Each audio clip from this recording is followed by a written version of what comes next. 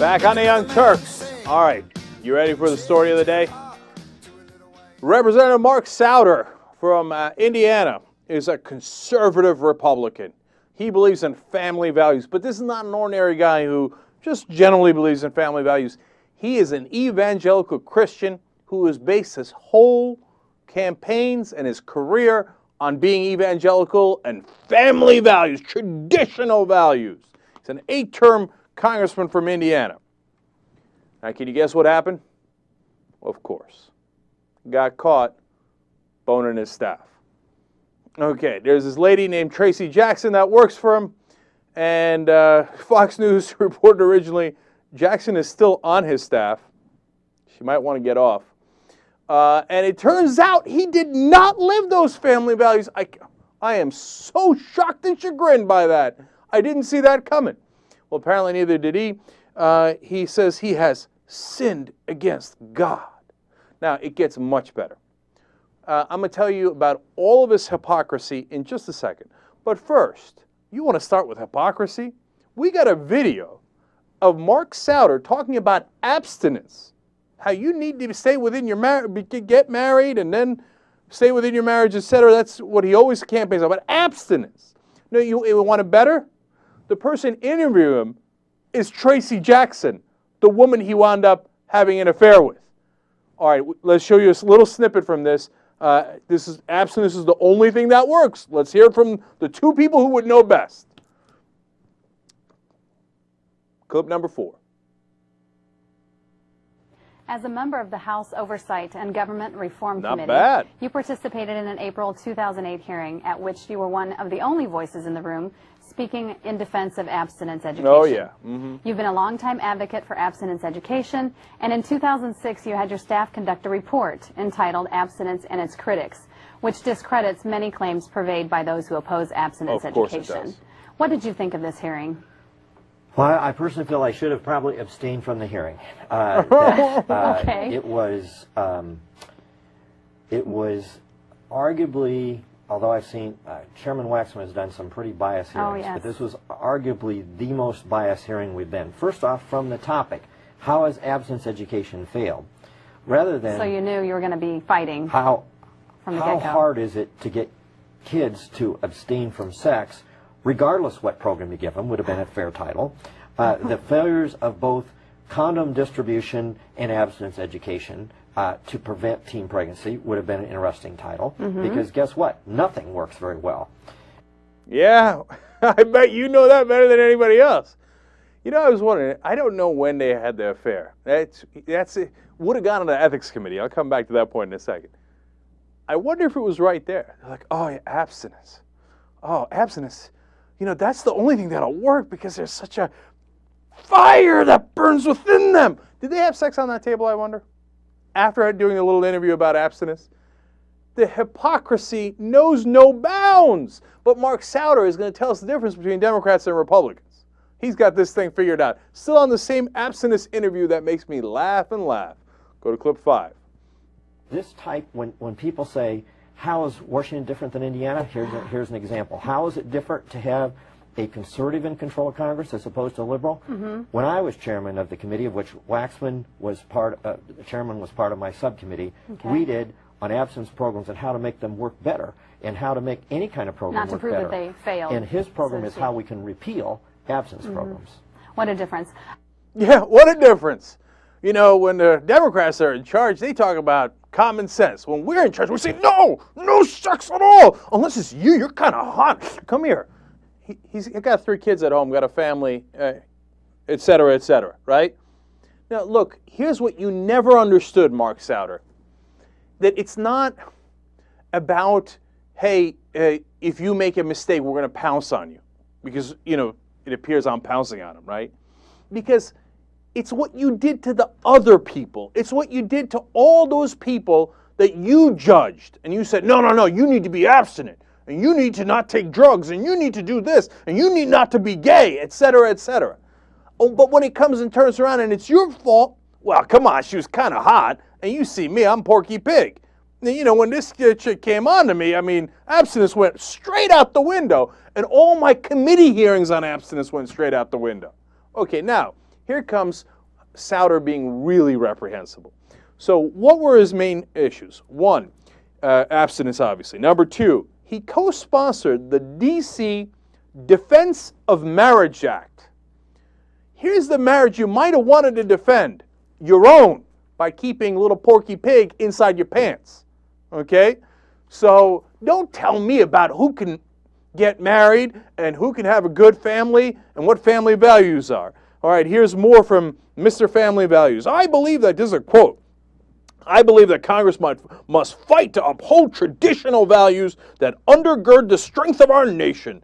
The family plays a fundamental role in our society. I am committed to preserving traditional marriage, unless it's mine, in which case I'm going to cheat on my wife the first opportunity I get. All right, now look, this stuff is hypocrisy. We've covered it before, but now look, this next thing is what really does him in.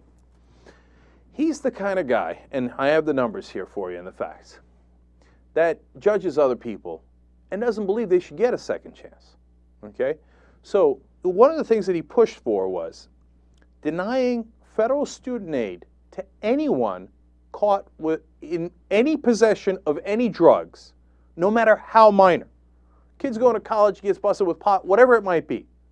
Your federal aid is gone. One mistake and you're gone.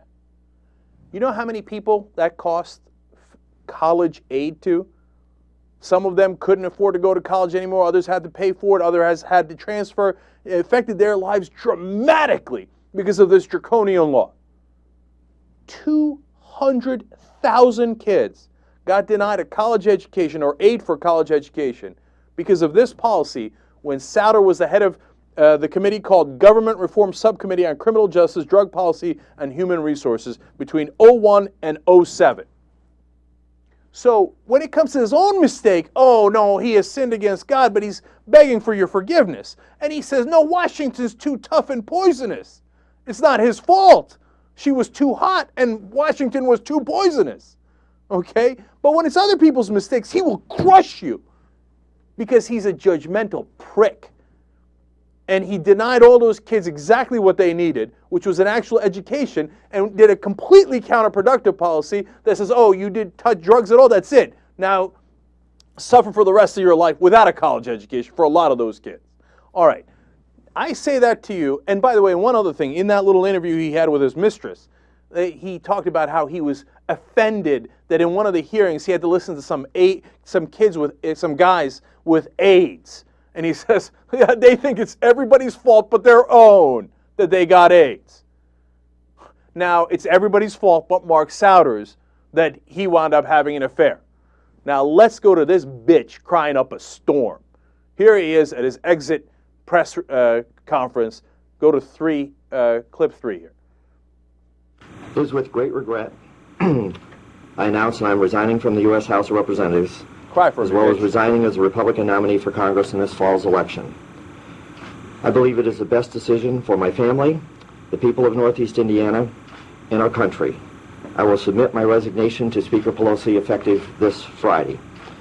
I can never fully thank all those who've worked so hard, given so much, and supported me through 8 contested primaries and 8 general elections. Only when you have been the recipient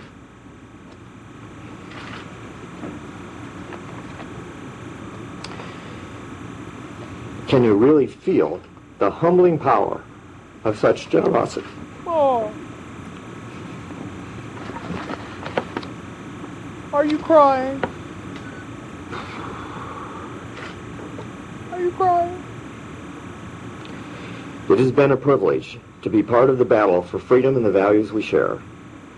It has been a great honor to fight for the needs, the jobs, and the future of this region where my family has lived for over 160 years. Oh.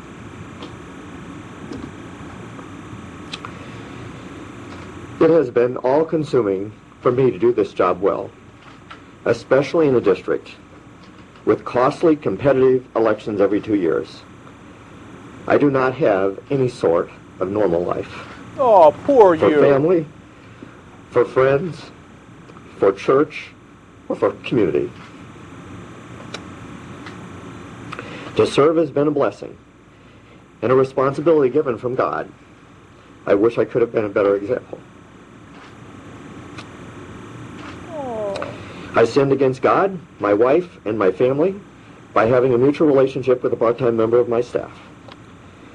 In the poisonous environment of Washington, D.C., any personal failing is seized upon, twisted for political gain. I'm resigning rather than put my family through a painful, drawn-out process of which any legal question would have been clearly resolved and I would have been exonerated. But the political price to pay and the personal price of my family was not worth it. Yeah. Did you notice that there at the end? You know why he actually retired? You think he felt remorse? Please don't tell me you're that much of a sucker. No, it got reported to the ethics committee, and he was in a world of trouble. He went through the primaries full well knowing all this. He's been in office full well knowing that he's been schlepping his staff all this time. No, when it looked like the ethics committee was going to kick him out anyway, he says, oh my God, all of a sudden I sinned against God and I just realized it because it went to the ethics committee. Okay? Look, now, natural human reaction is to feel sorry for the guy as he weeps about his mistake. Don't do it. Okay? And I'll tell you why. Because he didn't cry when he denied gay couples the ability to visit one another in the hospital as one of them is dying. He didn't cry as he denied hundreds of thousands of kids a college education, the money to pay for it, because they once made one solitary mistake. He crushed them. He ground them with his injustice. And now when his fat ass makes a mistake, he's out there crying like a baby. Oh, I cry, oh my God, I sinned against God. You didn't know that when you took your penis out? You didn't think, hey, maybe this is the transgression against God. No, what his problem is that he got caught. And that's when he realized it was a sin against God. Not in the middle of the orgasm. He's like, oh yeah, abstinence is great. Yeah, right. Not then, right? You weren't thinking about your 3 kids. You weren't thinking about your church.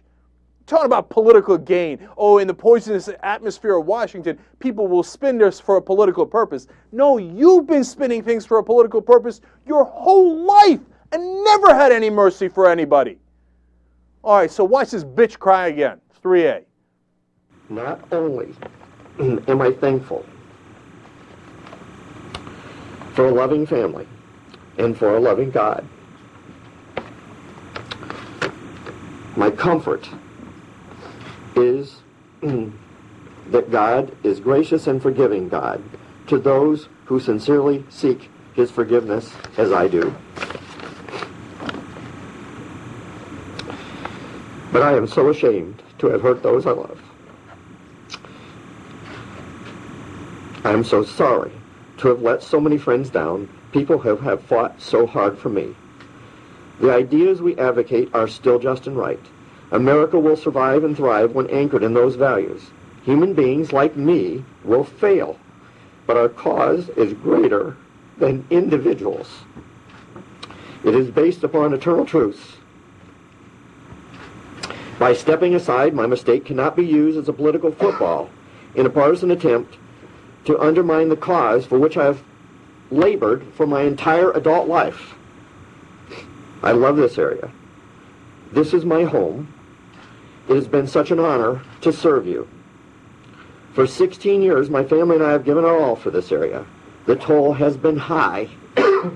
As I leave public office, my plans are focused upon repairing my marriage, earning back the trust of my family and my community, and renewing my walk with my Lord. I humbly ask you, for the sake of my family, that you respect our privacy in this difficult time. I have no further comments. Yeah, no. Here's my statement.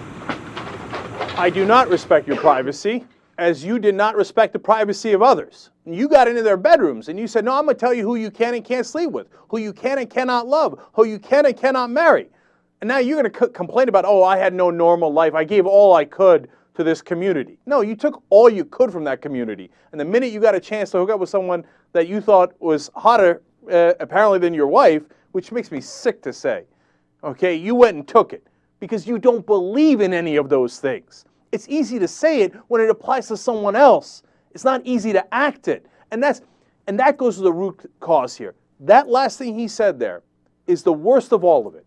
No, what you didn't learn from this, Mark Souder, is that your ideology was wrong, that your cause was wrong. It's not still right, okay? Now, I want to clarify because this is very important. It doesn't matter that, it doesn't mean that Mark Souder is wrong about pro-life or pro-choice. People can have an opinion on when a fetus becomes a live human being, etc. That doesn't affect that portion of his ideology at all. I'm not saying because Mark Souder cheated, he's wrong about everything in politics. Of course not. But the things that are relevant to his cheating, he is wrong on because of this example and a million others. Abstinence only doesn't work. Family values, what they call family values, which is just hatred disguised, which is I'm going to judge everybody else and make them do what I pretend I'm doing, but I'm not actually doing. That doesn't work. And you can see it with Mark Souder. He doesn't actually believe it. He doesn't actually practice it. None of them do. And we've seen a million examples of it. And then finally, on the judging of others and zero tolerance and taking away people's education, etc. That kind of judgmentalness is wrong. Your ideology is wrong. Can't you see now looking back, if you were really sorry, instead of coming out here and crying, what you would have said is, I am so sorry for all those people that I judged, for all those lives that I harmed by saying that, no, if you make a single mistake, you're gone. I realize we're all humans, we all make mistakes. Is there any way I could make it up to them? That's what I would have said. All right, you know what? People make mistakes. That was a heartfelt apology. Let me see him work towards that, right? No, you learn nothing from this, Mark Souder. You're pathetic. You're a hypocrite. And look, I'm not saying every Republican does this, but how many Republicans have we covered doing this? How many? How many do you need before you say, hey, maybe they don't actually believe in family values and that they're using it to trick you and to judge others? All right, that's Mark Souder for you. I got worked up. Okay, now, let's go to Rush Limbaugh. Rush Limbaugh has a unique theory on who should be responsible for the oil leak in the Gulf of Mexico. It's not, of course, it's not any of the corporations. No, they must be protected. Rush Limbaugh will give you another organization that I couldn't fathom he'd blame, but I should have tried harder, who he's going to say should pick up the tab for it. Here's Rush Limbaugh broadcasting live from the anus of corporate America. When do we ask the Sierra Club to pick up the tab for this leak? Everybody's focused on BP and Halliburton and Transocean. Well, let me connect the dots here for you. The Greeniacs have been driving our oil producers off the land from offshore to way offshore to way out there offshore. From low risk to high risk to higher risk. We are now forced to drill 1 mile. 1 mile under sea. That's 5,000 feet. Obviously, it's going to be a much more expensive, problematic proposition to get oil from that depth than elsewhere, and yet that has what has been forced upon everybody here. You heard it for yourself. Whatever you do, do not blame the people who actually caused the leak. The corporations must be protected. No, it's the people who are trying to protect us from the corporations that are actually at fault. First of all, the Sierra Club is against offshore oil drilling just as much, in fact, more so than onshore oil drilling. So, as always, he has his facts totally wrong and doesn't care. And then second of all, Sierra Club made BP drill for oil? They forced them into it? Could it be that BP thought they were going to make billions off of it? That they didn't need the Sierra Club's encouragement to go drilling for oil offshore? I mean, who would be so stupid as to believe Rush Limbaugh on this? Yeah, you know what, BP wasn't going to do it, but they're like, damn it, Sierra Club, you're going to make us make billions again. All right, let's go offshore oil drilling. Oh, and if it spills, then it should be the Sierra Club's fault. Ridiculous. How could you be that stupid as to believe anything this guy says? Young Turks.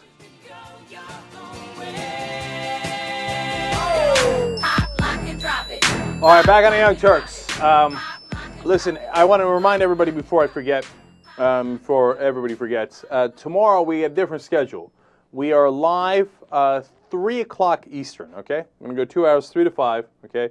Everybody just calm down. We'll see your ass there. Okay, now, in this hour, action-packed. Number one, I'm going to go into a rage over 2 more things, so you'll get a chance to enjoy that. Number 2, I am going to be controversial. Are you ready for my controversy, Anna? I can't wait for it. Okay. I'm probably going to be controversial, too. Oh, really? I have strong opinions. I'm going anti-lib on a couple of these, though. Oh, you are? That's the controversy, okay? So we'll see how that plays out. And then, and then the most scandalous rumor you've heard in a long, long time, which is, of course, fun, so we'll report it to you. Okay, so let's go. All right, I want to start with Bristol Palin. Bristol Palin has signed a deal with single-source speakers, and she will get paid between $15,000 to $30,000 for every speech she gives on abstinence and pro-life. Life makes no sense. Life is full of total and utter injustice. Doesn't mean we can't fight on. Doesn't mean everything won't work out in the end. I believe in the long run. I'm optimistic. But when you see things like this, she was not abstinent. She got pregnant when she was a teenager because she had sex many, many times. Okay? Now you're going to pay her $15,000 to $30,000 to talk about abstinence. That doesn't make any sense. Look, here's the thing, okay? You can make the argument that she is a good role model and she's a good speaker for this cause because she wasn't abstinent and she got pregnant when she was a teenager and she has to face harsh consequences for that, right? Yeah, harsh consequences. However, okay, this is what I have to say. All right, calm down. This is what I have to say. You can't have the baby and then go on Fox News and say that abstinence is unrealistic and then turn around and start promoting abstinence. That's what irritates me about it. She's getting paid $30,000 for each speech she gives on something that she doesn't even believe. She changed her position, 1, because it was politically convenient, and 2, so she can get paid $15,000 to $30,000 a speech, giving these nonsense speeches she doesn't even believe in. But number 2 is that look, if she wants to give a speech on being pro-life, then okay, I say, hey, you know what? I get it, right? Because she was pro-life and she did have the kid. There she has credibility, right? But on being not abstinent, look, you're getting rewarded, and that's what I get angry at, and that's what you were mentioning it. Like, oh, the harsh consequences of, getting pregnant, etc. She didn't have any harsh consequences. She's making $15,000 to $30,000 a speech because she got knocked up and then pretended that she was against it. So there are no harsh consequences. There's nothing but rewards for her. And why are they doing it? Let's keep it real, guys. Is it because she's such a great spokesperson? Has anyone even heard her speak? How old is she? What? Well, here's the thing. No, they're paying her because she's famous. They're like, oh my God, a famous person is going to come and lie to us. It's going to be awesome. How much money do you want? It takes an average American, a lot of Americans, a whole year to make $30,000. She gets knocked up and pretends that she's for abstinence and gets $30,000 a speech. It's an affront to the working man, to everybody. I don't know, to me, to you, everybody. I'm pissed. Yeah, and what's even more maddening is the fact that she's going to get paid to go around and spread information, false information that's going to make young women or women in general feel bad about themselves if they're having premarital sex. Yeah. Okay, instead of making people feel guilty about it, why don't you go around and give speeches on ways they can prevent pregnancy, not how they can, just stop having sex altogether and wait until they're married. Yeah, that's a great idea. I'll even chip into it, man. I'll throw $5 your way if you go do speeches that are pro-condoms. And say, hey, when my boyfriend was, having me sunny side up and sunny side down and sunny side all around, we should have used a condom, then I wouldn't have had the kid. Now, as it turns out, I live in a world of suckers where conservatives pay me money to tell them about something I didn't do, right? But if you don't live in that world, your consequences are going to be terrible. And you're going to have a kid, and you're not going to know how to raise it. You're not going to know how to get an education. It's going to be much, much harder. So go put on a condom. If you did that speech, I chip into it. Otherwise, shut up. I'm too worked up today. No, you should be worked up on this story. You should, because that's the huge injustice. It just irritates me to know that as long as you have a big name, it doesn't matter what you do, you're going to get paid. Okay? Doesn't matter. She gets knocked up at 16, who cares? You're going to get paid. But all of the other people out there who are making an honest living and they're busting their ass off, okay, they don't get to make $30,000 for every speaking engagement that they participate in. Yeah. Anyway. No, it's very well justified. I mean, you and I are both pissed about it. And my final note on it is, look, there are no bigger suckers in the world than conservatives. If you say to them, I didn't have sex before marriage, they say, oh, that's fantastic. As long as you're a celebrity, conservative celebrity, I'll give you $30,000. If you tell them, I did have sex before marriage, but it was my mistake and I sinned against God and everything's going to be all right, they'll give you $30,000. They'll give you money no matter what. Rush Limbaugh, oh, I hate drug abusers. Okay, here's money. Oh, it turns out I'm an abuser of drugs. I'm a drug addict. Okay, here's more money. Okay, it doesn't matter. They're going to give you the money either way because they're stupid. Okay, they're dumb, they're knuckleheads. And they say, oh, how do I give my money away? And, you know, Palin family's perfect for that. You know, they used to call her Sarah Barracuda. She got into that water and she's like, oh, tank full of suckers. Let me go to work here. And how did she get popular in Alaska in the first place? Took money from the oil companies and distributed it to the Alaskan taxpayers. Biggest socialists in the country. But who cares? Facts be damned. Obama's a socialist, and my daughter got knocked up, so she's a perfect role model for abstinence. Pay me. Unbelievable. You know, we should be happy that they're removing conservative money out of their pockets. Yeah, give it to them. Let them go buy more ski-mobiles or whatever the hell they're buying, okay? Ski-mobiles. I don't... Snowmobiles. Thank you. Snowmobiles. Let them buy that. And don't give it to the campaigns. All right, look, one last thing. One last thing. Remember what Sarah Palin was doing with her PAC money. She said, oh, no, give the money to me, and then I'll give it to the Republicans I really like. And then she took the money and spent like $60,000 of it buying her own books.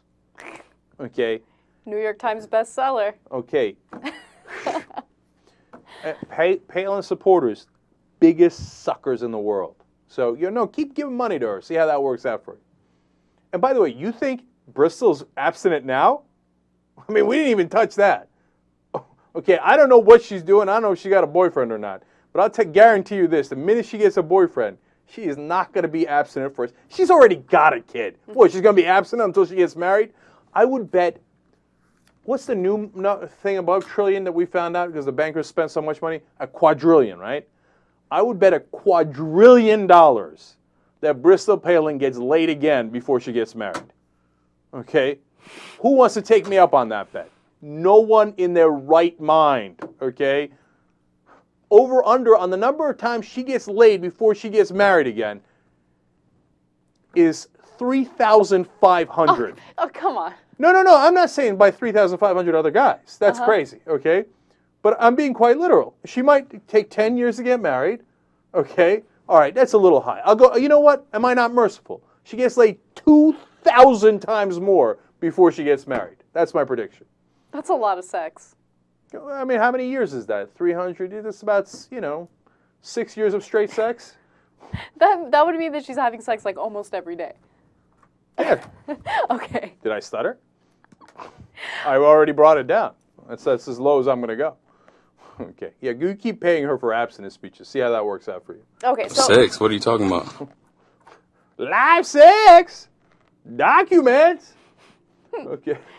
Okay. Go ahead. If that story had raised you, this is going to make you feel even more angry. Nah, I'm not sure about that. Really? It made me more angry. I read a story about a 17-year-old girl by the name of Gladys Castro, and she's an illegal immigrant, okay? Her family fled Mexico. She was from Jalisco. To come to America because of the violence and crime that was going on in her part of town. So she's been in the United States since the age of 8. And right now, she's about to graduate high school. She has a 4.09 grade point average. She got accepted to UC Berkeley. She wants to major in political science. And she can't get loans because of the fact that she's an illegal immigrant. Okay. Are you ready for me to shock the world? I'm against her. You're so wrong. Why are you against her? She's an illegal immigrant. She was 8 years old when she came to the United States. don't get me wrong. Okay, I'm not a Republican. I love her. She's 4.09, worked her ass off. Obviously, very bright girl, works really hard, been in this country the whole time. I was here since I was 8. I have tremendous sympathy for her. But no, if you're here illegally, you don't get to get aid for college. I don't, no, not buying it. I think you're wrong. Okay, Look, you know why I think you're wrong? Put things in perspective, okay? The United States awards losers, okay, like the Kardashian sisters or like Bristol Palin, right? They're willing to pay Bristol Palin $30,000 per speech. But you can't help a girl out with a loan so she can go to school. A girl who's busting her butt to go to UC Berkeley, to major in political science, who is scholarly and who has a bright future as long as we give her the opportunity to have that bright future. You're still against that. Yes. Okay. Now, again, look, I couldn't love her more, and I'm rooting for her. Okay, but it's if you're here, if she's saying it out in the open, she's like, I am an illegal alien here, and I would like to stay, and I would like you to give me college aid. No, you got to follow the rules. You got to follow the laws. So now, if she look, she has other options. She could have gone to gotten private scholarships, okay, as someone else in the story mentioned that they did, right? She could go to a community college, now, which sucks because she's so bright, and she got into Berkeley. I want her to go to Berkeley. Or, you know what, she can go to Berkeley, get the just loans, and then pay it back later. All these options suck, and I wish she was a citizen so she didn't have to go through any of that, all right? But if we say to people you can break the law and there are no consequences, well then, yeah, of course then people are going to come, but it's not just about that, but this is one of the points. Then people are going to come and go, yeah, well, they're not enforcing the law in America, so let's just cheat. Let's just go in there, and then, you know, they'll even give us scholarships to go to college. She had no control over her life when she came to the United States. You understand that, right? No, I do. This is not in her control. That's the thing. Like, if she was someone in her 30s and she crossed the border illegally and she's saying, hey, give me some money because I want to go to school, that would be different. But her family fled Mexico to come to the United States to escape violence or whatever was going on over there. You've got to do it legally. But she was 8. What is she going to do? Her parents are here illegally. She's here illegally. So what, deport them? I mean, look, this is what irritates me about this story, okay? The main argument that Republicans and those who are strong on immigration, right?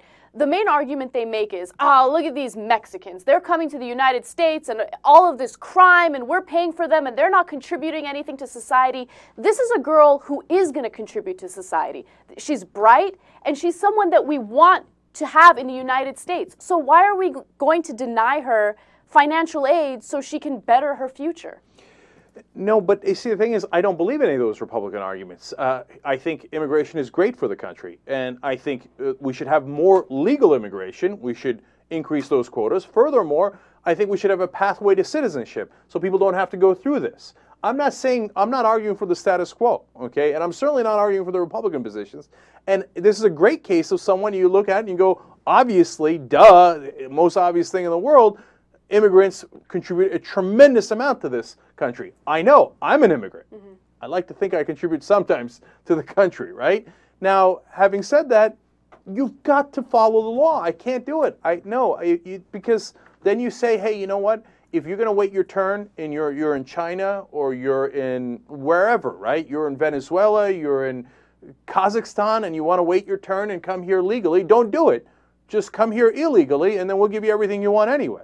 No, I can't have that. I got it, rule of law. And I'm telling you, I don't want anybody to interpret it as I don't like her at all. I think she's great, and I want to find a way to help her. And if we maybe if people set up a private foundation to help her, to chip in for a scholarship, you know what? I will contribute to that scholarship, okay? Because I want her to succeed, and obviously she's very bright. But I don't think we can give out public money to someone who's not here legally. That's it. All right, let the hate pour in. I don't know which way it's going to go, but you know, it's one of those things that when we have these debates, Sometimes I know, and a lot of times I don't know which way it's going to go, or whether they're going to be on your side or my side. They're usually on your side, so I'm ready for that. No. This is the type of person that I want to see in the United States. Okay, first of all, like I said, she came here when she was 8 years old. It was not in her control. She didn't do something illegal. Her parents did something illegal. Why are we going to punish her for that? Just real quick, I'm curious what JR and Jesus' thoughts on this are, because this is a tough case, if you ask me.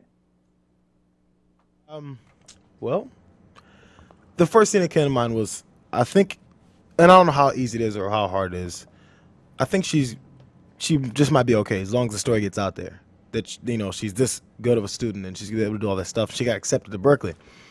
I don't think we can give it to her. Just because, I mean, that's the way it works. I mean, where do you make, I mean, it's rules set in paperwork. That's how it works. You have to be a citizen to get the, you know, federal help or even state help.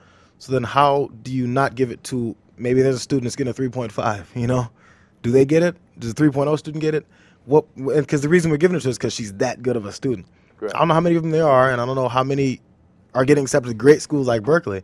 But how do we, there's a cutoff line, and then the first person to get cut off is that pissed. I would be if I was a 3.5 student. I'm like, well, what, 3.5 sucks? You know? Right. So I don't know. But at the same time, I definitely don't think she should go to community college. I think there's probably some private things you can probably do. And I'm sure there's plenty of people who have plenty of money who would love this story and give to her. But I don't know. Hopefully is all I can hope for. But I think it's hard to do it in such a way that it's gone through the government. Is how do you do it? All right. I hear you. All right. We don't have a camera on Jesus, so we'll leave that alone. Okay. We got to take a quick break here. Let's come right back with a lot of other great stories. Come right back. All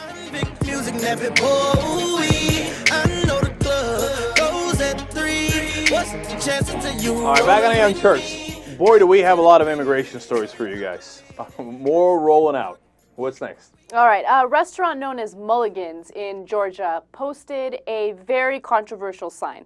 Okay, I'm going to read you what the sign says because they blur it out in the video we're about to show you. And by the way, you'll never be able to guess it. Just for those who don't know. Okay. It says, hell yeah, Arizona, send them wetbacks home. Anchor babies and all. If you can't feed them, don't breed them. There are 4 misspellings in the sign. Yes. Okay, but he intended the so I'll give him a break on those. Okay, so let's go to the story, and then I want to come back and have a conversation about this gentleman. Restaurant and bar has entered the debate over illegal immigration. It has to do with a highly controversial sign in front of his business. Fox 5's Paul Yates is live in Marietta tonight with that story. Paul? Ross Mulligan's is a fixture here along a busy street in Marietta. Now a new sign in front of the bar and restaurant is wading into the immigration controversy. The words are strong, disturbing, as one passerby put it. The sign outside Mulligan's Food and Spirits supports the Arizona immigration law and says send them home. The word following them is a derogatory term for illegal immigrants crossing the Mexican border. Fox 5 has decided not to show the full word in this video. Mike Norman is the owner of Mulligan's. Are you concerned that a sign like that will cause more ill will? I don't think there can be any more ill will than there is right now about illegal immigration. Mike Norman has owned Mulligan's for 18 years, and this is not the first time he's posted a controversial message. Is that something you welcome or want? I don't welcome it or want it. I feel like at this point in my life, it's probably a civic duty for me to echo the sentiments of the folks that drive by this place. Latino shops and restaurants now line this part of Roswell Street in Marietta. These stores only about a block away from Mulligan's and its new sign. A little disturbing. I wouldn't think that there'd be a blatant sign like that that's, I don't know, disrespectful to the Hispanic race in general. Advocacy groups have previously protested messages posted here by Mike Norman. I'm not surprised. It's the fact that we have to work together. And it's time to put all this racism signs down or whatever. It's time to work together, and I'm just upset. Now, Mulligan's caused controversy a couple of years ago with the sale of a T-shirt referring to then presidential candidate Barack Obama. Now another issue, another controversy. In Marietta, Paul Yates, Fox 5 News. All right, Paul, thank you. All right, there you have it. All right, first of all, I love that they blurred out wetback. like, who doesn't know? What did people think it was going to say? Wet front? Okay, I mean, what it says wet. They didn't blur out the wet, and they just blurred out the last part. It's so silly. Just, okay, yes, it's an offensive term. That doesn't mean you have to blur it out. We're adults. We can see it and go, oh, okay, that's what the offensive term is. All right, then number 2, this guy is such a clown. He really is. And he says, oh, at this point, I feel like it's my civic duty. Really, it's your civic duty to call people wetbacks? I mean, it's one thing to say, hey, I support, this particular law or that particular law. It's another than saying, if you can't feed them, don't breed them. You wetbacks. What part of civic duty is that? I know. And by the way, if you can't feed them, don't breed them. I don't know. Is he talking to Bristol Palin? Is that what's going on? I mean, because No. Bristol Palin is okay because she's white and the daughter of a conservative former governor of Alaska. So that's okay. Right. But I guess he just means it towards Latinos, in which case he doesn't understand why it's controversial. I can't imagine how things would get more heated. So I put up a sign trying to make things more heated. I mean, what else can you do? Okay. Look, I don't want to encourage anyone to do anything negative or violent, but look, he's asking for it. Oh, no, he is. You can't post signs like that in front of your business. You're asking for it. Something's going to happen to your business at night while you're sleeping. It's just... And then he's going to say, oh, gee whiz, I didn't see that coming. Okay. Well, look, if I were the cops, I would protect his business, okay? Because now the question is he barring people from coming into his restaurant? Because that could be illegal. If he is, then then shut his business down or fine him or whatever it might be, okay? But if he allows everyone in and is technically not breaking discrimination laws and he's just, exercising his First Amendment rights, well, okay, then he's got a right to do that, in which case you protect the business. But look, that's the great thing about this is conservative values here should win out. Free market. So let's see how many people keep going there. I mean, if he's surrounded by Latino businesses, my guess is he's not going to get a lot of Latino clients. And then come, 2 years, 5 years from now, I'm going to be like, oh, what happened to my business? Turns out that nobody's coming in here anymore. And not only because there's more Latinos, but because, you know what? Would you want to go into that business? Hell no. If I see that sign, I'm not Latino. You think I'm walking in there? I'm like, no, I'm going to give my money to this clown? I mean, how long can he stay in business just, trying to get the business of racist in Atlanta? You might say a pretty long time, but my guess is even that has a limited shelf life, and I think he's probably pretty close to it. I love how he goes out of his way to label himself as a hateful person.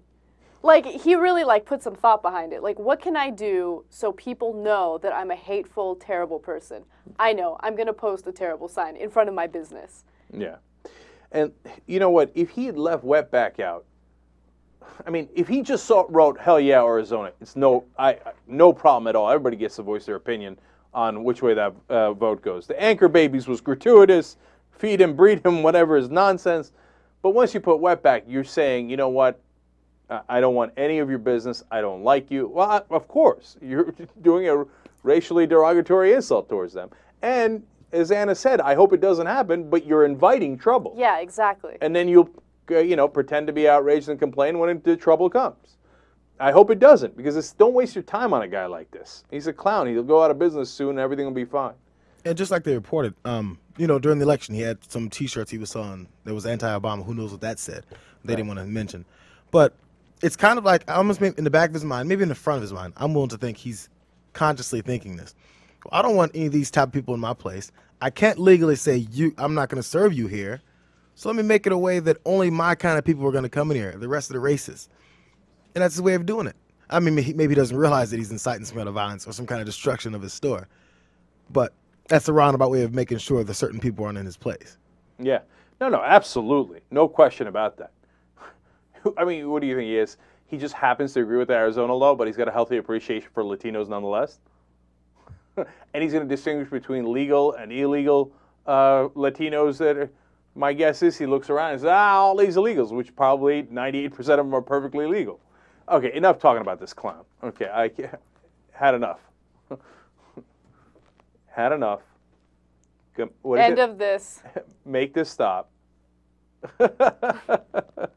All right. Actually, we have one more immigration story. We do. And Phil Jackson, the Lakers coach, is involved in this story. Uh-oh. Okay, so Phil Jackson refuses to condemn Arizona's immigration law. In fact, he kind of came out in support of it, all right? And people are upset because a huge majority of Lakers fans are Hispanic. So during Game 1 of the Western Conference on the 17th, there were an estimated 40 protesters in front of Staples Center, and they were protesting Phil Jackson and the fact that he will not condemn the immigration law. Let's get his quotes. Okay, so first off, he says, let me give you what he first says. Hold on. So during an interview with ESPN, he basically said, am I crazy or am I the only one who heard the legislature say that we took the United States immigration law and adapted it to our state? So he seems to think that it's no problem at all. When the sports reporter J.A. Adande asked him, hey, don't you think it's usurping a federal law to do that? And he said, no, it's not usurping. They give it some teeth to be able to enforce it. Now, all right, so he's in favor of the law. He's allowed to be in favor of the law. You know, it is what it is, right? But then his second comment actually bothered me more, because then he went on to talk about how the Suns shouldn't make this political. Right. He says, I don't think teams should get involved in the political stuff. If I heard right, the American people are really for stronger immigration laws, if I'm not mistaken. Where we stand as basketball teams, we should let that kind of play out and let the political end of it go where it's going to go. Well, that doesn't make any sense. I mean, you came out and said it seems like you're in favor of the law. I mean, it's not that hard to figure out, right? So if you're saying you're in favor of the law, why can't they say they're against the law? Okay, so that mystifies me a little bit. Now, look, Jackson has a case saying, hey, you know what, I didn't, they put Los Suns on their jersey. I'm not changing the jersey. How would he change? Maybe he could change it from Los Angeles Lakers to, you know what, it's now the City of Angels Lakers. Okay, we're taking the Los out. Okay, that would be unique. Now, he didn't go that far, of course, I get it, right? He's allowed to believe whatever he believes. You're right, it's dumb, because until I moved to L.A., I didn't realize that apparently the Lakers are the team of Latinos. Mm-hmm. Okay, but Latinos love the Lakers here. And obviously, I'm generalizing. Obviously, some Latinos don't, especially if they live in Phoenix. Well, maybe that's a different situation. But then they went to Los Suns. There's a lot of ways this thing goes, okay? But I was ready to say, hey, you know what? So Phil Jackson believes that. Maybe it's not a smart marketing move, but I don't think it necessarily means he's, you know, prejudicial or anything along those lines. So I was going to kind of pardon him, okay? Mm-hmm. But then this other quote that I hadn't seen before popped up. And this is from the past, but it made me kind of go, Go ahead and give that to us, Anna. Okay, so basically the NBA passed this dress code, right? And Phil Jackson gave a comment as far as what he thought about the dress code. And this is what he said. I don't mean to say this as a snide remark toward a certain population in our society, but they have a limitation of their attention span. A lot of it probably due to too much rap music going on in their ears and coming out of their being. I don't know what that means. I'll explain it. Mm-hmm. The players have been dressing in prison garb the last 5 or 6 years. All that stuff goes on. It's like gangster thuggery stuff. I don't know, man. That sounds pretty bad. In the beginning, I thought, well, maybe he's talking about young kids, right? He's like, because he says, towards a certain population in our society, they have a limitation of their attention span. I thought, okay, maybe kids, right? Then he goes to probably too much rap music going in their ears and coming out of their being. The funny thing is, he's supposed to be some liberal hippie guy, right? And like coming out of their being, and that's you know, that's the kind of like 1960s talk, etc. Hold hands and, you know, etc. So I'm like, okay, rap music, that's not going in the right direction, right? Dressing in prison garb the last 5 or 6 years, all that stuff that goes on, it's like gangster thuggery stuff. Yeah, Phil, you're losing me.